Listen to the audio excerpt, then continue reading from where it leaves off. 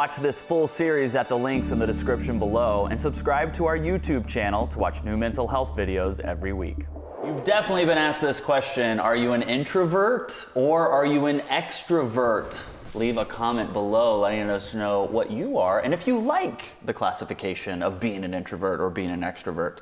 I am an introvert and I am here with Dr. Ramani, who is also an introvert, believe it or not. Yeah. And we actually polled everybody that was here on set, and there's 1, 2, 3, 4, 5, 6, 7, 8. Did I count you? Yeah. 9? No, it's 8.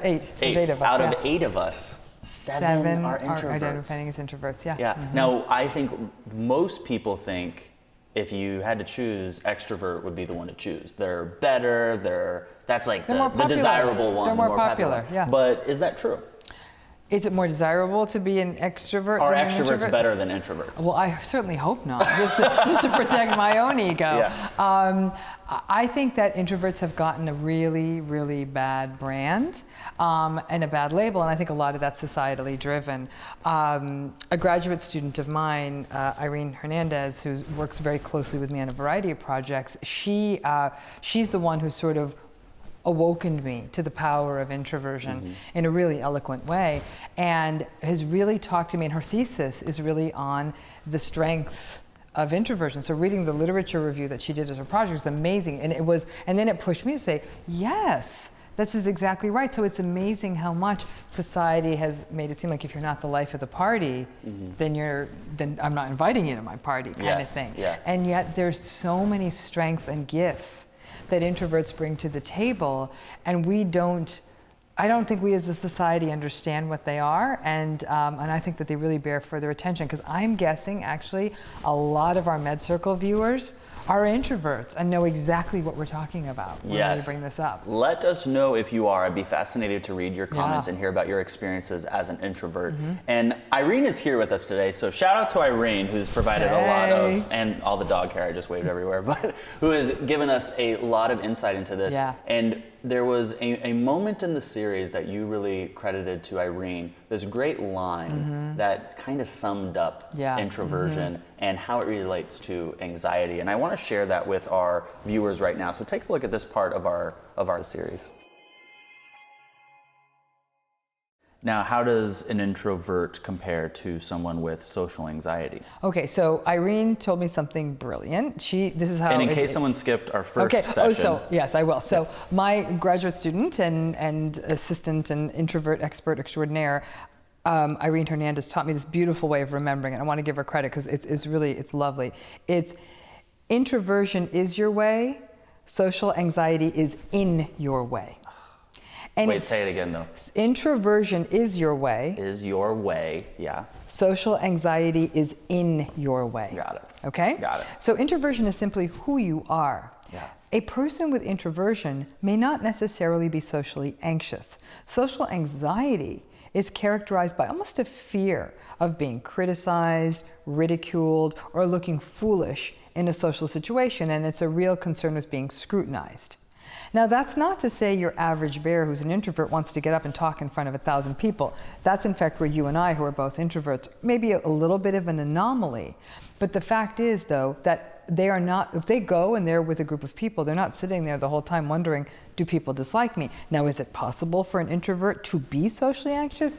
Absolutely. It's not synonymous, though. And I think a mistake that people make is that she's introverted, so she's afraid of people. That's not true at all. She's introverted because she's introverted. How does anxiety differ, or does it differ in somebody who's an introvert as opposed to an extrovert? Anxiety is anxiety. I mean, it's a phenomenon characterized by apprehension and avoidance and physiological arousal, like a racing heart, and you can't catch your breath, and you feel dizzy and tense. And that's anxiety. Yeah.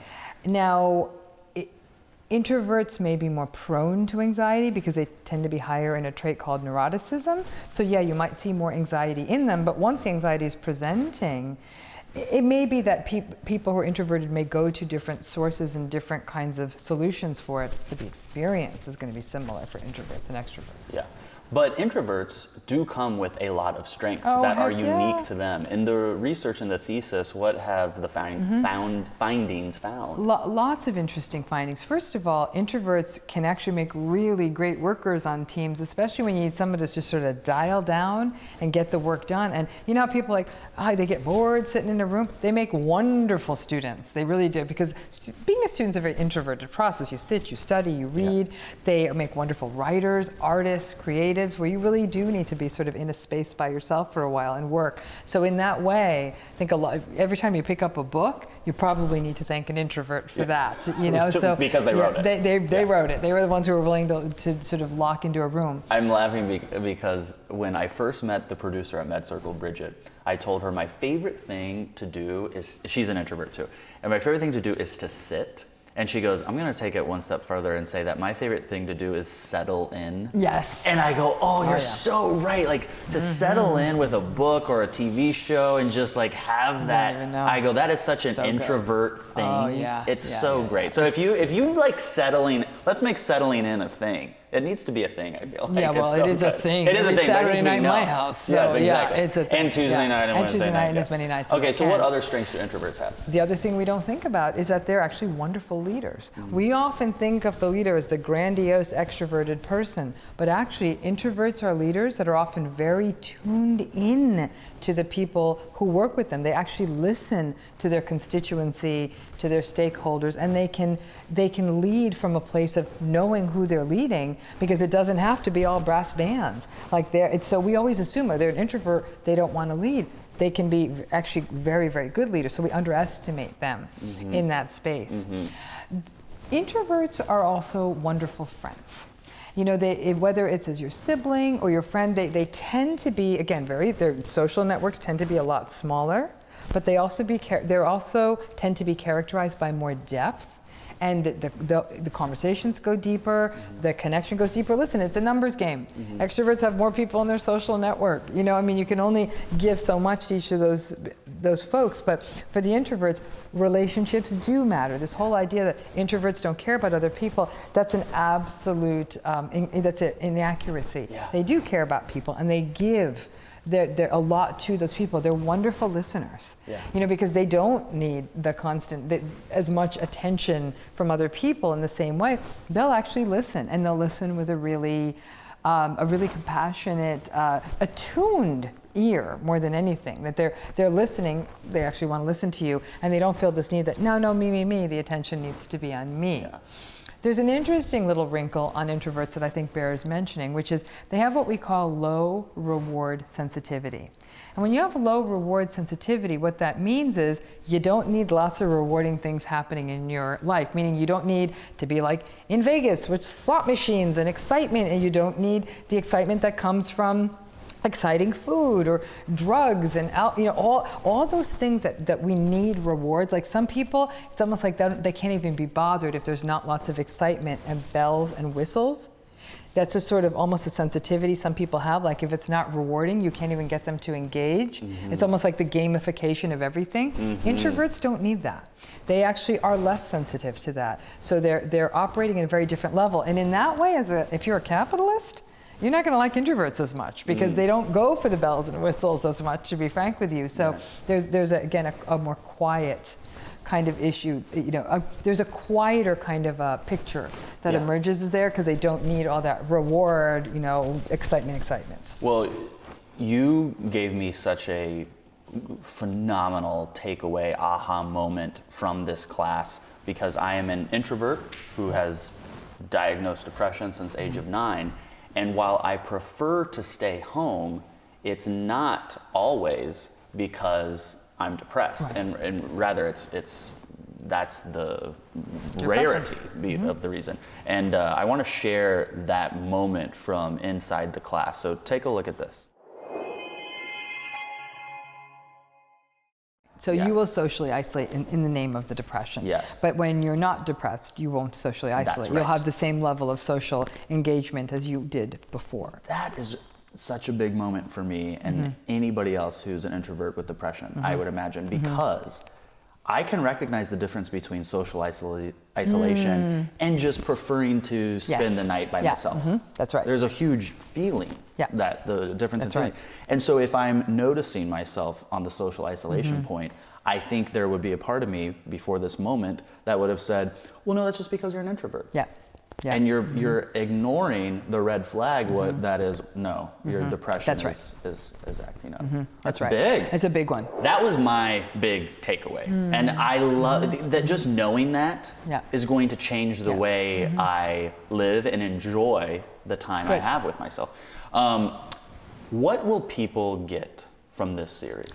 I think that there's a lot they get from this series because more than anything, there's a lot of mythology and very inaccurate mythology around introverts. We tend to view introverts as somehow lacking. And in fact, when you look at a lot of the literature in psychology, it's introversion is like the absence of extroversion, as though extroversion is the thing you want, and introversion means you don't have it, rather than they're both, equal poles on a continuum, that they're extroverts, that they're introverts. And you call that ego? This idea we use is ego syntonic. Syntonic is that it's consistent with who you are. Like, you're good with this. This is who you are. The problem is the world makes it hard to be good with it because everyone's like, come on, join us, fun time, group time. And can an introvert from time to time, will they go and participate in something like that, enjoy it? Absolutely. They'll come to a party. Will they be the one dancing on the table? Probably not. Right. Thank God for that, honestly. So, you guys are probably missing out from me. How many people do you want dancing on your table in your house?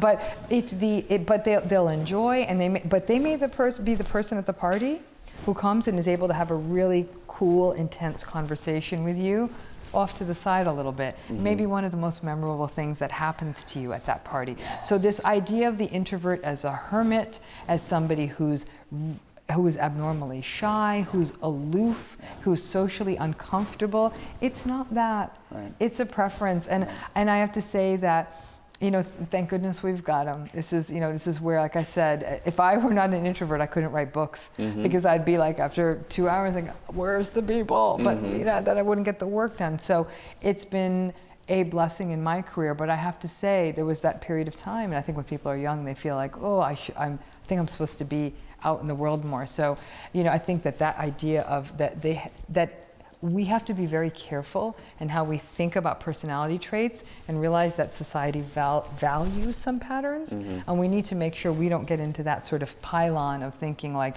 oh, well, introverts if they're not as good as extroverts. I mean, extroverts already have the best billboards on the freeway, so it's really time that the introverts get that kind of understanding. And like I said, when I looked at the kind of data that my student was getting in her thesis, I was shocked at how prevalent introversion was in her sample of college students. Yes. So I think it's just there's more folks out there that are introverted than we often think, because the extroverts are the ones who are out there. The extroverts are the ones on social media. I'm an extrovert. Selfie. They're they run media. They run the airwaves. They're what's on reality TV. So that's who we see.